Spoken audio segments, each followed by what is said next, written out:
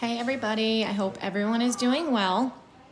So today we are going to go back to the car loan problem, the same formula. The only difference is we're now going to talk about what a down payment is. So before we were going strictly based off of how much you would take a loan out if you were to get a car. But in reality, a lot of times when you get a loan, they sometimes require you to put what's called a down payment down. So basically, down payment is money that you put down on something to lower your loan amount, and ultimately it's going to lower your monthly payment. Because if you buy a $10,000 car, obviously your loan payments will be however much they would be. But if you were able to put $2,000 down on it and you lowered your loan amount to $8,000, then obviously your payment monthly is going to be less. So that's the whole reason why you would put a down payment down, to obviously lower your loan amount, which will then lower your monthly payment. Okay, so if you notice, I gave you the definition of what a down payment is, and it is the same formula. So AP is our final amount, R is our monthly payment or recurring payment, I is still our interest rate, and then our N is how many payments we are going to make. So I'm going to do one example for you, since it's pretty much the same exact thing that we just did last week with car loans. The only difference is now we have to worry about the down payment and take that money away. Okay, and then I will post 2 questions for you to try and send to me.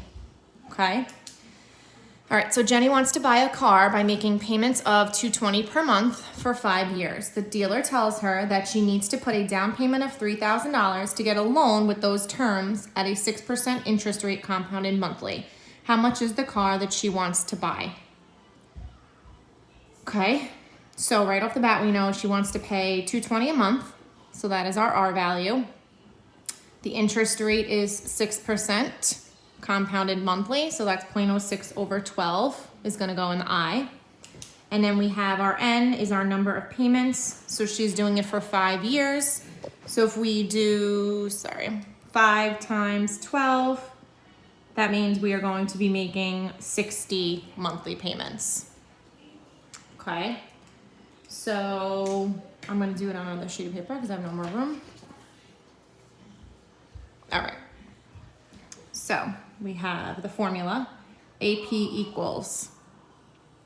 So notice I didn't do anything with the down payment just yet because it's not changing anything with finding the amount that her loan is. So AP equals 220, because that's the amount we want to pay per month. 1 minus, parentheses, 1 plus the interest rate to the negative 60 divided by the 0.06 over 12. Okay, so if you notice, I can plug this whole entire thing right into the calculator.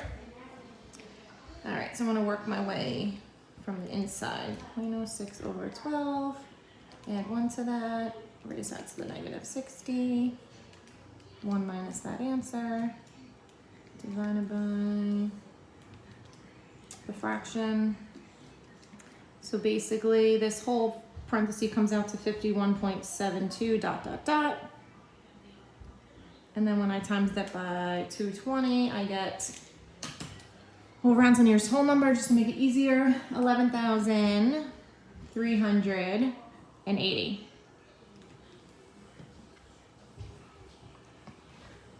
Okay. Now, that is the amount for the loan. Okay, so if you think about it, if she goes into a car dealership, she says, I want to pay $220 a month. She's going to do it for 5 years at a 6% interest rate. But the dealer is going to tell her, well, you need to put a down payment down to get your loan to be this amount.